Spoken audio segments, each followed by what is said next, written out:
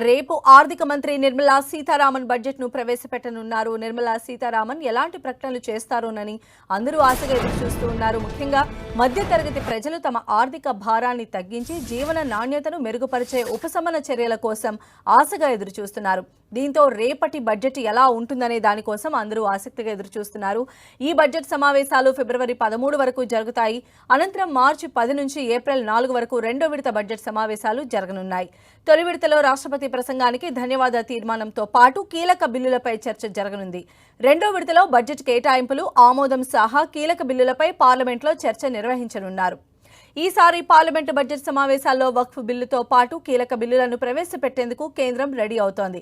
వక్ఫ్ బిల్లును ఈ సమావేశంలోనే పార్లమెంటు ముందుకు తెస్తామని అఖిలపక్ష సమావేశంలో కేంద్రం తేల్చి చెప్పింది. విపక్షాలకు ఇచ్చిన బిల్లుల జాబితాలో వక్ఫ్ బిల్లులు కూడా చేర్చింది.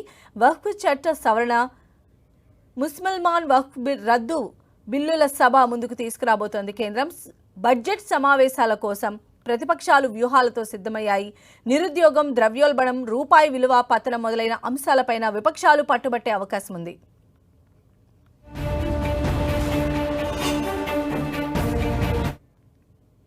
దీనికి సంబంధించిన మరింత సమాచారం మా ప్రతినిధి గోపి మనకు అందిస్తారు. గోపి, పార్లమెంట్ బడ్జెట్ సమావేశాల్లో రేపు బిగ్ డే. కేంద్ర వార్షిక బడ్జెట్ 2025-26 సంవత్సరానికి సంబంధించిన వార్షిక బడ్జెట్ ని కేంద్ర ఆర్థిక మంత్రి నిర్మలా సీతారామన్ రేపు ఉదయం 11 గంటలకి లోక్సభలో ప్రవేశపెట్టబోతున్నారు. ఆర్థిక మంత్రిగా ఆవిడ ప్రవేశపెట్టబోయే 8వ బడ్జెట్ ఇది. మోడీ ప్రభుత్వం 3వసారి అధికారంలోకి వచ్చిన తర్వాత ప్రవేశపెట్టబోయే తొలి పూర్తి స్థాయి బడ్జెట్. సో బడ్జెట్ పై ప్రజానికానికి చాలా అంచనాలున్నాయి. స్టాక్ మార్కెట్స్ కూడా ఎంతో ఆశలతో ఎదురు చూస్తున్న పరిస్థితి ఉంది. అలాగే వేతన జీవులు కూడా పన్ను సవరణలకు సంబంధించి అలాగే ఏమైనా ఊరటనిచ్చే దిశగా కేంద్ర ప్రభుత్వం చర్యలు తీసుకుంటుందా అని ఎంతో ఆశగా ఎదురు చూస్తున్న పరిస్థితి ఉంది.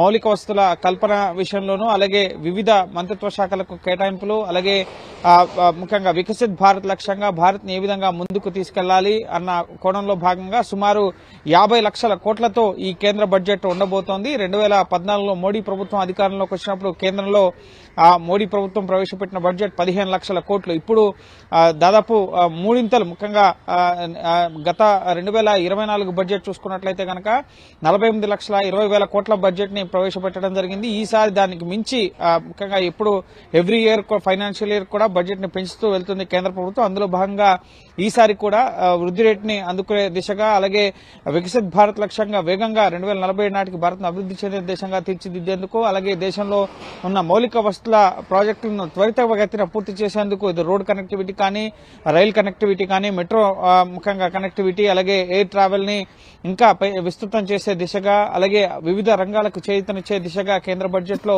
కీలక కేటాయింపులు చేసే అవకాశం కనిపిస్తుంది. అందులో భాగంగానే రోజు ప్రధాని మోడీ ఈ బడ్జెట్ సమావేశాలు చాలా కీలకం, పేద మధ్యతరగతి ప్రజానికానికి ఎంతో ఉపయోగకరమైన అంశాలు బడ్జెట్ లో ఉండే విధంగా ముఖ్యంగా బడ్జెట్ ఉండబోతుందంటూ కూడా అంచనాలు పెంచిన పరిస్థితి ఉంది. సో చూడాలి, రేపు ఉదయం 11 గంటలకి లోక్సభలో ఈ బడ్జెట్ ని ఆర్థిక మంత్రి నిర్మలా సీతారామన్ ప్రవేశపెడతారు. అనంతరం రాజ్యసభలో టేబుల్ చేయడం జరుగుతుంది. సో ముఖ్యంగా బీహార్ ఎన్నికలు కూడా ఉన్నాయి కాబట్టి సో ఎన్డీఏ పాలిత రాష్ట్రాల గత బడ్జెట్ లో ఏ విధంగా అయితే పోలవరం, అమరావతికి నిధులకు సంబంధించిన ప్రకటన చేశారో ఈసారి కూడా తెలుగు రాష్ట్రాలకు సంబంధించి, ఆంధ్రప్రదేశ్ కి సంబంధించి, అలాగే బీహార్కి అక్టోబర్, నవంబర్లో ఎలక్షన్స్ ఉన్నాయి కాబట్టి సో ఎన్నికలను దృష్టిలో ఉంచుకుని కూడా ప్రత్యేక కేటాయింపులు ఎన్డీఏ భాగస్వామ్య పక్షాలున్న రాష్ట్రాలకు చేసే అవకాశం కనిపిస్తోంది.